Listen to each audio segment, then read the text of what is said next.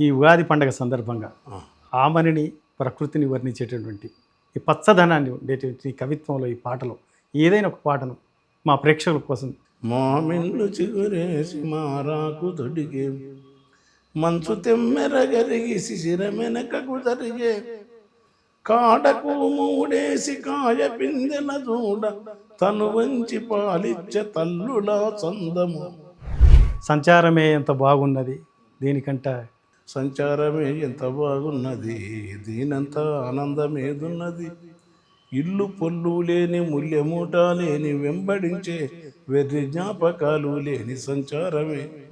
నోటిన మోదుగు చుట్ట నొసట నామం బొట్టు నోట మాదుగు చుట్ట నొసట నామం బొట్టు తలకు ముందు గుడ్డ మెడకు తులసీమాల ఏకుతారొక చేత చిరుతలింకొక చేత రాగి పెత్తవులేని రాజయోగిల ఉండు వేదంబు సర్వకుణ్యరగలిగే ఉండు ఆదిచంద్రుడి అంశమానాయన.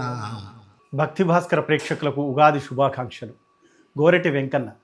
మన్మధుని విరిసెరము గురిదప్పి మోదుగుల తనువెల్ల తాపమై విరిసెను అనువనువు పులకింపులరించే మోదుగుపై వాలిన పదుల పదుల పిట్టల గుంపు యక్షులో దేవతలో గాన గంధర్వులో పరకాయ క్రియచేత పక్షులై వాలిరో అంటూ పురాణ ప్రాతిపదికన సాగిన గీతమైన వానొచ్చెనమ్మ వరదొచ్చెనమ్మ అంటూ వానపాట పాడిన అంతా ప్రకృతిమయం చేసి మన కళ్ళ ముందు అద్భుతంగా ఆవిష్కరిస్తారు ప్రముఖ కవి వాగ్గేయకారుడు ఎమ్మెల్సీ గోరెటి వెంకన్న. ఈ ఉగాది పండగ సందర్భంగా తన ప్రకృతి పాట మాటలను అందించడానికి మనతో ఉన్నారు. వారిని అడిగి అన్ని విషయాలు తెలుసుకుందాం. నమస్కారం వెంకన్న గారు. నమస్తే. మీ పాటల్లో ప్రకృతి ముఖ్యమైన పాత్ర పోషిస్తూ ఉంటుంది. పాట చిత్రీకరణ అంతా ప్రకృతిమయం ఉంటుంది. ఇలాంటి సందర్భంలో ఎన్నో పాటలు మీ ప్రకృతి పచ్చదనం అలుముకొని ఉంటుంది. సెలయేర్లైన వాగులైన వంకలైన ఎన్నో ప్రకృతిలో ఉండేటటువంటి సకల విషయాలన్నీ మీ పాటలో ఉంటాయి. ఇలా రావడానికి గల కారణం ఏంది? మీపై ప్రేరణ ఎలా ఉంది? చుట్టూన్న చెట్టు పుట్ట గాలి. రెండోది ఏ కవికనే జనించిన జగత్ అంటేనే ప్రకృతి. జనించడం ఒక ఆత్మగతంగా ప్రతి దాంట్లో ఆత్మగతమై ప్రవహిస్తుంటావు. ఆత్మగతమై అన్నిట్లో నీ కనపడుతున్న దాంట్లో అన్ని చలనం నీ నిర్జీవంగా పైగా అంతా జగత్తు కనపడుతుంది. జనించి గతి సాగుతుంటుంది.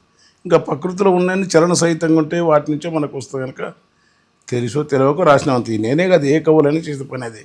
మహాకవులైనా చేసింది అది. కాళిదాసు లాంటి వాళ్ళు కానీ పాశ్చాత్య కవులు కానీ గొప్ప కవులు అందరూ చేసింది అది. ఎంత చల్లనిదమ్మ కానుగ నీడ అనే పాటలో ప్రకృతిని ఎలా మీరు చిత్రీకరించారు?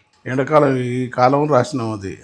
ఎంత చల్లనిదమ్మ కానుగు నీడ ఎండతాపమనాపి పందిరిది చూడం.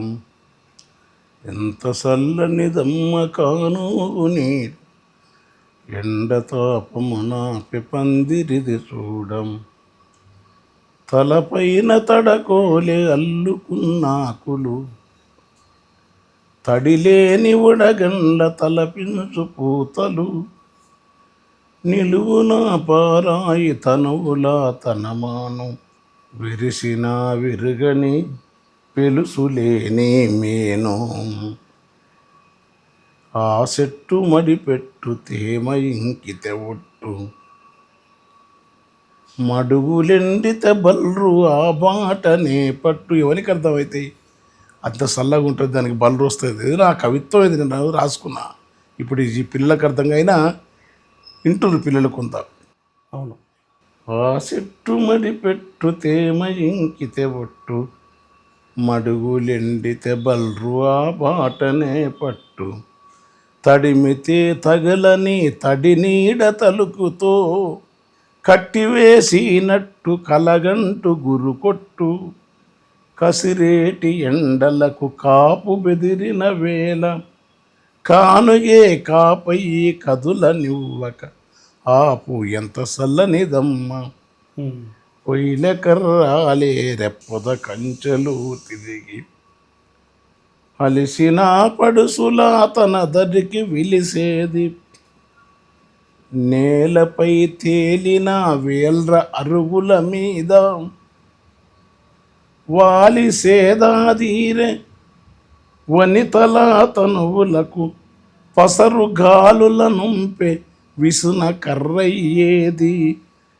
తాపకున్న ధూప నాపేది కానుగా, నీళ్లు దాపకున్న ధూప నాపేది కానుగా, నునుపైన మండలు నులక తాళ్ళుగా సాగి, పిల్ల కోతులనేమ ఉయ్యాలలో పేది, పక్షుల పిల్లల పాట ఆటకు మురిసి, చుట్టు ముంగీసలు గస్తియే తిరిగేవి, పాకేటి విషపురుగులను తాము ఉరికించి, పసరు నీడల పాన్పు పదిలంగ చూసేది,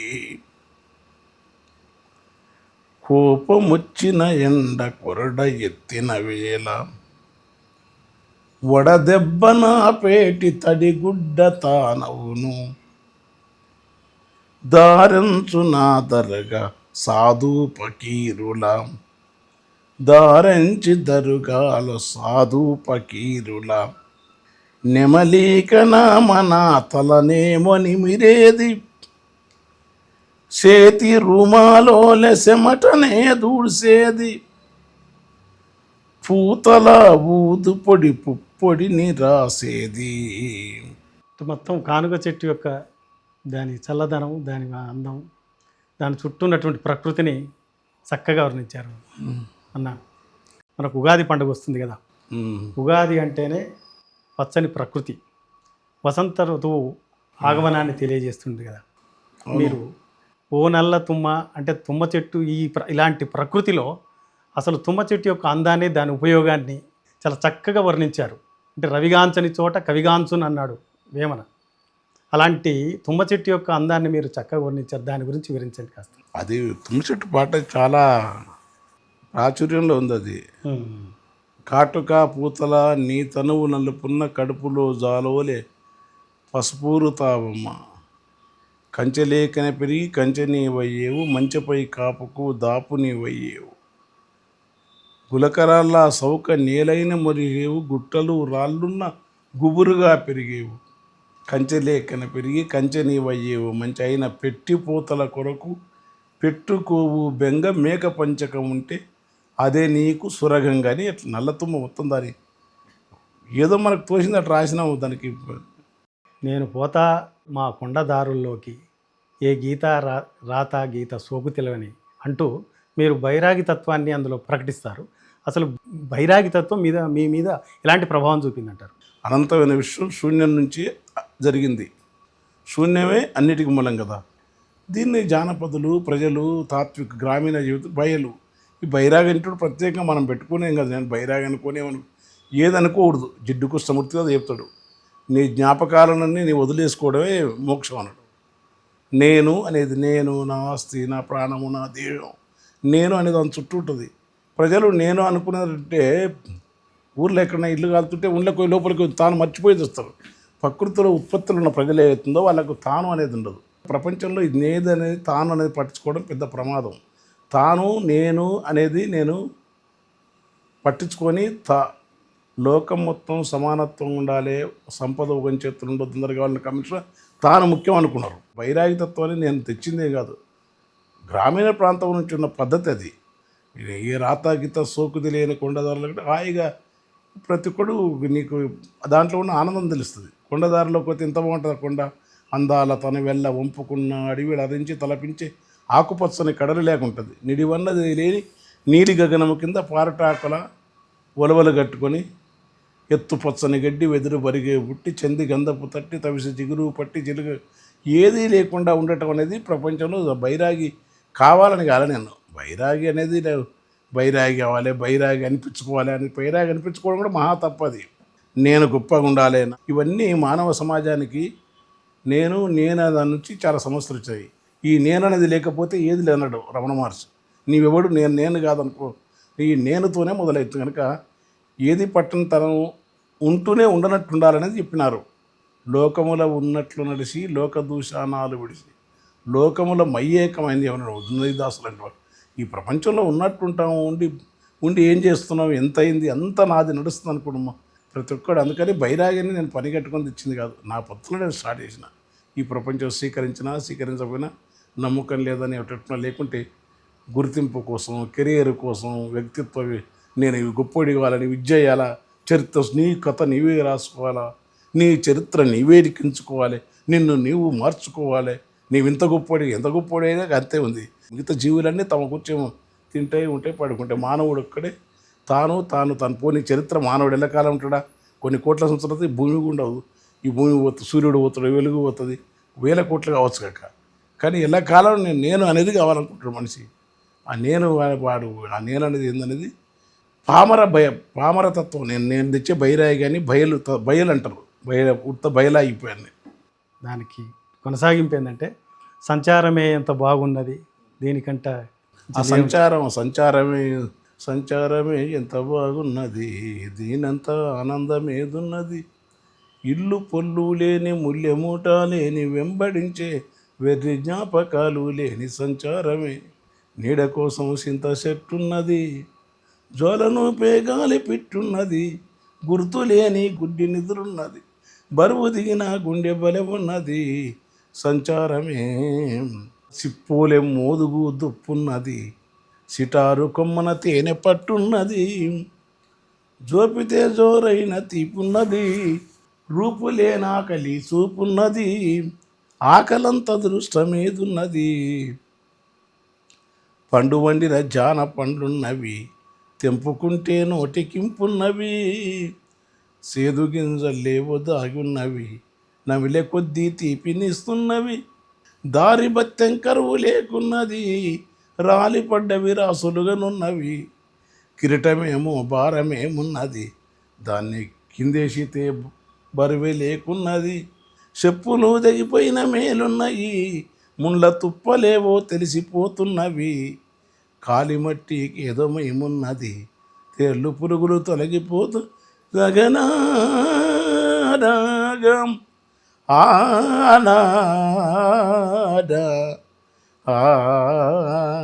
ఆనం మంచుతో మెరిసేటి కొండున్నది, మైమలాతో వెంట చెవ్విన్నది, అంచుకోతే సలీతంతున్నది, కొంచెమెడము ఓతెన ఏదో మేలున్నది, మురిపాల మెరపులు అడ్డున్నవి, దాటిపోతే నడక వేరున్నది, పారేటి నెల ఏరున్నది, స్వారికేమో పడవ సైగున్నది, పరువున్న వారైతే పరువన్నది, లేకుంటే లేడి పరుగన్నది, పైనవన్నీ వదులుకొమ్మన్నది, పైరగాలి దడిపిపోతున్నది.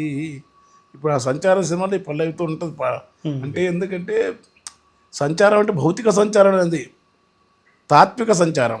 అట్లాగే నోటిన మోదుగు చుట్ట నొసట నామం బొట్టు, ఆయన అది నోట మోదుగు చుట్ట నామం బొట్టు తలకు తుండు గుడ్డ, నోట మోదుగు చుట్ట నొసట నామం బొట్టు తలకు తుండు గుడ్డ, మెడకు తులసీమాలం ఏకుతారు గజేత చిరుతలింక గజేత, రాగి బెత్తములేని రాజయోగిల ఉండు, వేదంబు సర్వకున్నెరగలిగే ఉండు, ఆదిచన్నుడి అంశమానాయన, అపరధనుడు దాసుమానాయన, కంపగూటిలోన కాకి ఒదిగినట్టు, సేపనాసు కింద సేదదీరినట్టు, సాపసింపు వరిసి సీకు సింత మరిసి, మిద్దె గరుగు మీద మానాయన, సిద్ధ యోగిలా అని ధరించు మానాయన.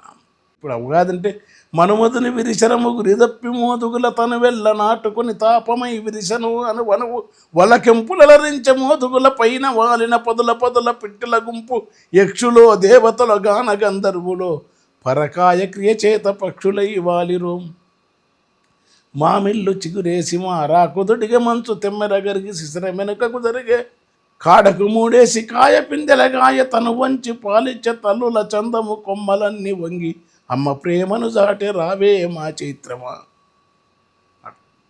ఈ పాటతత్వం మీకు వారసత్వంగా మీ ఫాదర్ నుంచే నాన్నగారి నుంచి అబ్బిందంటారా? పక్క ఆయన నుంచి వచ్చింది. ఆయన అమ్మ నాయన మా మేనమామ కళా వ్యవసాయం చేసుకొని చిన్న చిన్న బతుకులు ఉంటే వ్యవసాయం, లేకుంటే కూలి. పాటలు తిని పాటల ప్రపంచంలో మనోప్రపంచంలో ఆనందం, దేహ సౌఖ్యం కన్నా ఆత్మ సౌఖ్యం వాళ్ళకి ఎక్కువ, ఆత్మికమైన జ్ఞానం ఎక్కువ, ఆత్మానందం ఎక్కువ. ఆ యొక్క భావన ప్రపంచంలో వాళ్ళు సమస్తం మరిచిపోయేది. మనసు ఎప్పుడు మనలేక సచ్చినాక స్వర్గం పోతాం, నరకం పోతారా, ఉంటే ఇది అవుతుందా, ఆడవుతుందా అది ఎందుకు సార్ అంటే శివానందమూర్తి గారు ఓ యోగి ఒక మంచి మాట చెప్పినాడు. ప్రపంచంలో ఎవడు నేను ఎదగాల, నేను ఎట్లా కావాలి, అది కావాలి, గొప్ప ఉన్నత స్థాయిగా చాలా సిరులు కూర్చోవాలి, సంపద కావాలి, ఇదే. కానీ నిరాడంబరత్వం అనేది ఒక భారతీయులకు మాత్రమే సంబంధించిన అందమైన గొప్ప విలువ అన్నాడు. ఆ నిరాడంబరతను యోగులు సాధించింది, పామరులు సాధించినారు.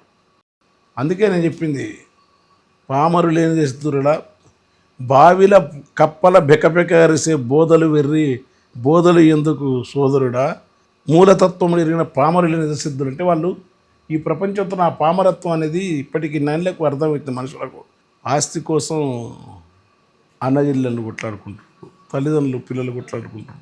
క్రూరత్వం అయిపోయింది ప్రపంచం. ఏది పట్టించుకోకుండా ఆ చిన్నపాటి ఎక్కడెక్కడ లోకలైజుడు, మా ఊరు, మా యాప చెట్టు, మా మాడి చెట్టు, మా పొలాలు, మా జొన్న కంకులు, మా బియ్యం, మా గానుగ నూనె. గాంధీ అక్కడే గొప్పవాడు. మా ఊర్లో మా పశువుల పేడ, ఈ యూరియా బస్తాలు ఆగినాయి, మా పంటలు వద్దు మాకు, మా యూరియా, మా ఊరు, మాగిరాలిన పండ్లు, ఆరోగ్యం బాగాలేకుంటే ఏదో ఏరు, నల్లేరు, పుల్లేరు, అశ్వగంధో, పుష్పమేశో, తెల్ల ఈశ్వరో, బొద్దివేరు, రద్ది ఆకు, అత్తిపండు, ముద్దుగాను రుద్ది ఏదో శుద్ధి చేసిన బిలోపత్రో అదో ఇదో అంతవరకు జీవితం. అంటే అది చిన్న ఊర్లో చిన్న కోడి, చింత చెట్టు కింద మనం సాయంత్రం పోయి కూర్చుంటే కోడి పుట్ట ఈ రంగు జుట్టుతో కోడి వస్తుండే. అట్టా మామిడి చెట్టు త్వరలో చిలుకలు కిలకిల ఆడుతుండే. మంచి పక్షులు, గోరెంకలు, గువ్వలు, పిట్టెలు, బెడగువ్వలు, రకరకాల పిట్టలు పోతుండే. జొన్న కంకుల పైరగాలి వస్తుండే, సద్ద కంకులు ఊగుతుండే, చిత్రాంగి వేసి ఇవన్నీ చిన్న జీవితం. బుద్ధుడు చెప్పిన ఆశ లేకుండా బతుకనేది, నీవు బతుకు ఇతరులు బతుకనేవి అనేది.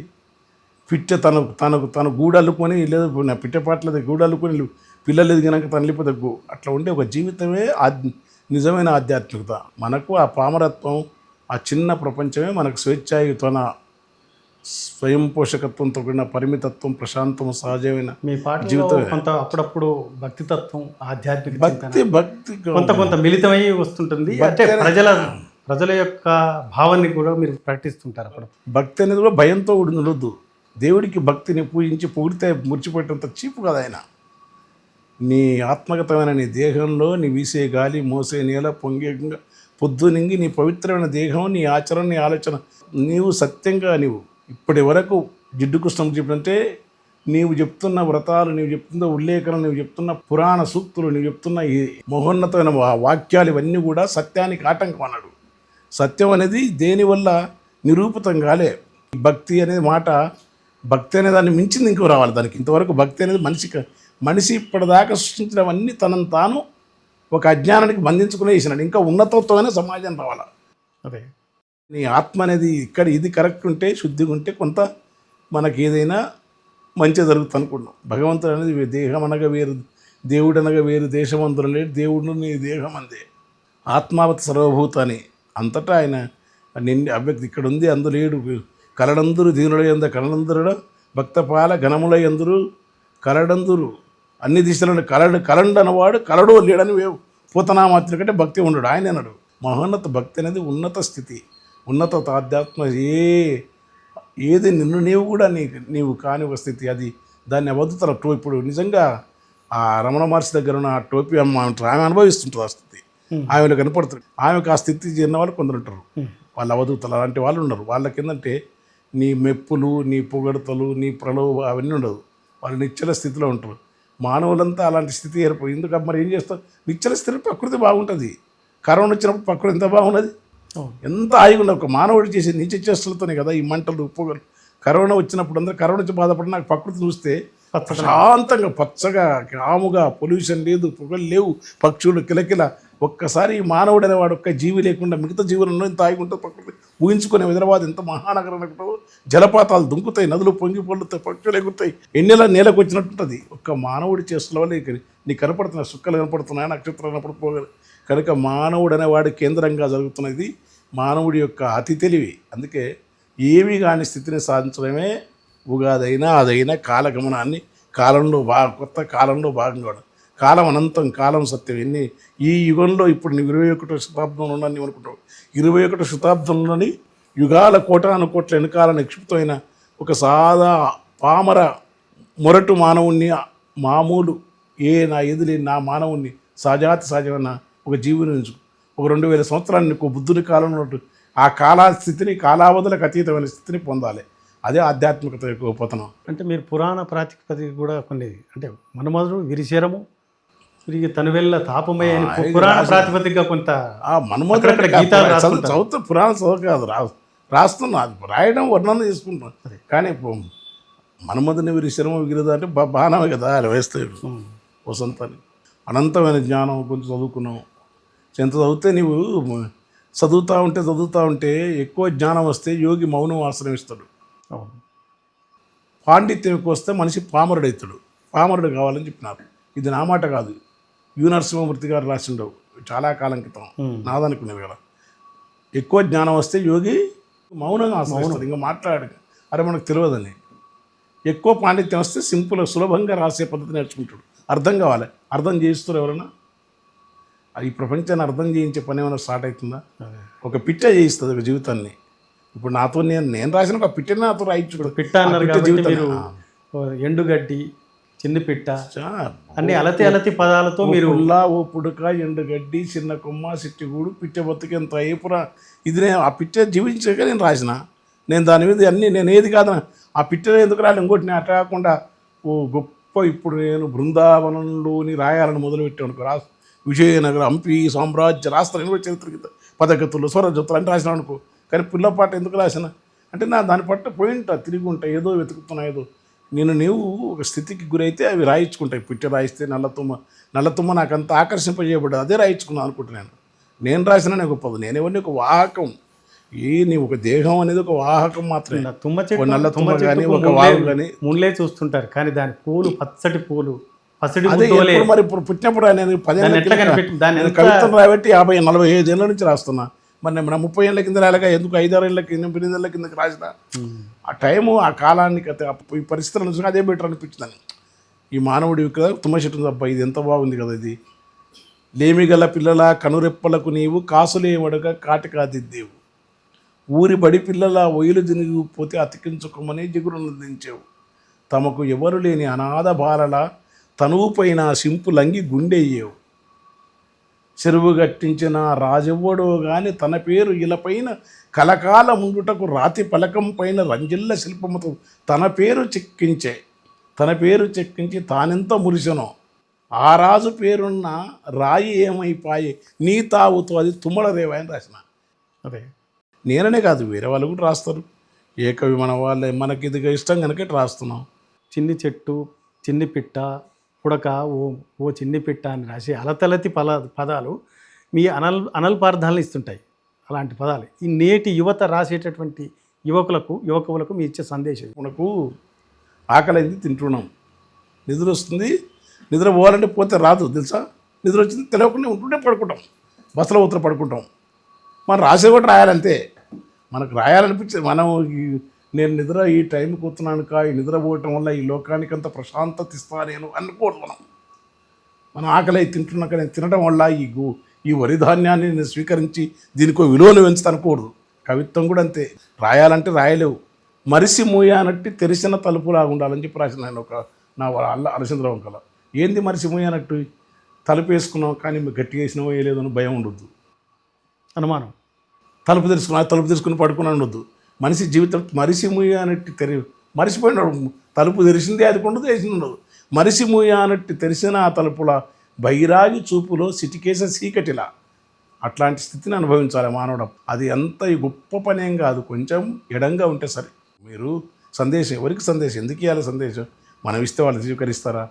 ఇప్పుడు నా రచనల గురించి తెలియదు అందరికీ. ఏమి స్వీకరిస్తారు, ఏముంటుంది, ఎందుకు వాళ్ళు రాస్తే వాళ్ళు నేనే గొప్ప అనేందుకు అనే గొప్ప అనేది ఏంది? ఈ గొప్ప అనే భావనే రాసేసాను కనుక నేను రాసిన నిద్రలో నడిచేది తెలుస్తుంది మనకు నడుస్తున్నాను. అంటే మీరు చిన్న చిన్న పదాలతో పెద్ద పెద్ద అర్థాల్లాగా.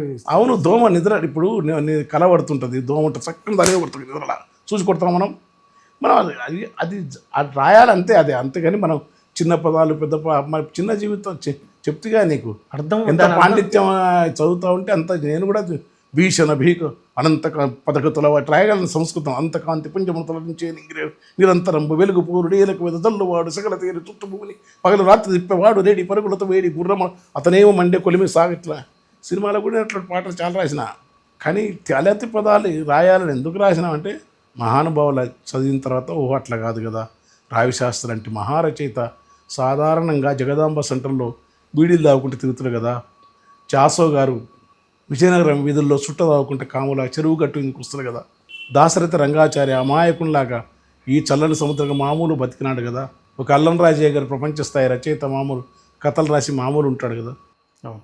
ఒక కేశవరెడ్డి రాముండాది రాజ్యం ఉండాది క్షుద్రదేవతలు మున్యమ్మ అతను అడవిని జయించాడు శ్మశానం దున్నేరు మహారచయిత లారీ కిన్నర్ లేకుండా దేం పట్టుకోకుండా ఇప్పుడు బతుకున్న నామిని మామూలు రైటర్ కాదు. తన అద్భుతాన్ని మూలింటామే పచ్చనా కథ నామిని మామూలు ఉంటుంది.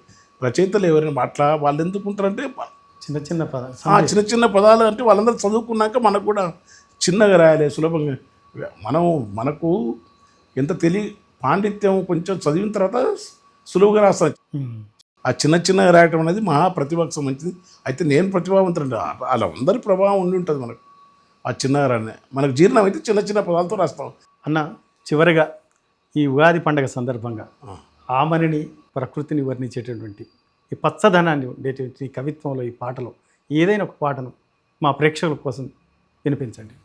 మోమిల్లు చిగురేసి మారాకు దొడిగే మోమిల్లు చిగురేసి మారాకు దొడిగే మంచు తెమ్మెరగరిగి శిశిరమెనకకు జరిగే కాడకు మూడేసి కాయ పిందెల చూడ తను వంచి పాలిచ్చే తల్లులా చందము కొమ్మలన్నీ వంగి అమ్మ ప్రేమను దాటి రావే మా చైత్రమా తెలుగువారి పర్వమా మనుమధుని విరిశరము గురిదప్పి మోదుగుల తను వెళ్ళ నాటుకొని తాపమై విరిశనం అనువనువు వలకెంపులరించ మోదుగుల పైవాలిన పదుల పదుల పిట్టెల గుంపు యక్షులో దేవతలో గాన గంధర్వులో పరకాయ క్రియచేత పక్షులై వాలిరో రావే మా చైత్రమా చిరునవ్వు వర్ణములు సాంద్రులత గంధములు పున్నాగ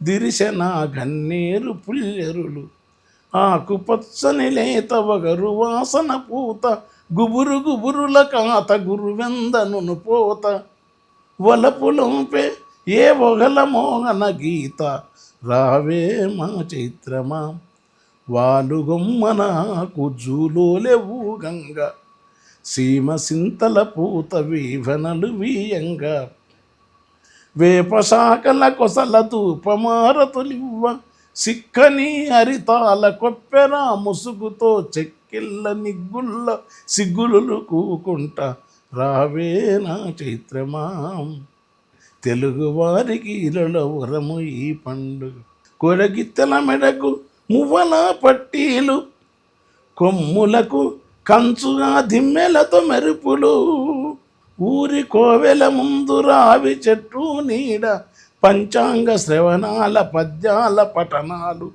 కవి పండితుల మేళ ఈ ఉగాది లీల వేపపూతల చేదు మామిడి పిందెల పులుపు ఒగరు కొత్త బెల్లం తీపి కొబ్బరి నీళ్ళు మట్టి కుండల పచ్చడి ఉగాది పచ్చడి జీవితం అంటేనే అన్నింటి కలయిక తీపి పులుపు సేదు అన్నింటి కలయిక ఒక్క ఉగాది పచ్చడి చాలు సంవత్సరం అంత ఆరోగ్యం. అది ఎవరు పెట్టుకున్నా ప్రజలు చేసిన పండుగ. ఎందుకంటే కొబ్బరి ఎవరు వండిస్తారు, కొబ్బరి ఎక్కి కాయలు ఎవరు తీస్తారు, మామిడి తోటకు నీళ్ళు ఎవరు పెడతారు, ఆ కాయలు ఎవరు తీస్తారు, యాప పూతను తినేది ఎవరిది మేకలు తింటారు, ఊరి పామరు తింటారు. వేప పూతలు ఎంత ఔషధం లేకుండా చెప్పారు. కనుక ఉత్పత్తితోని భూమితో సంబంధం అని అదంతా మూర్తి గారు అంటారు. ఎవరు భూమితో సంబంధం ఉంటుందో వారు జ్ఞానులు తాత్వికులని.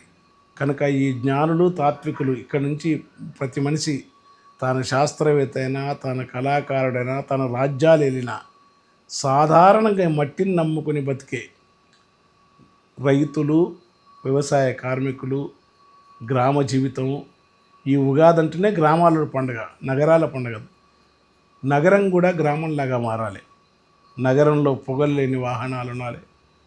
నగరంలో ప్రకృతి పరిసరాలు వెయ్యొద్దురా, చెత్త వెయ్యొద్దురా, పరిసరాలను పాడు చేయొద్దురా, నా కారకిల్లి నములు ఊయొద్దురా, నునుపు రోడ్లకు మరకలను చూపొద్దురా.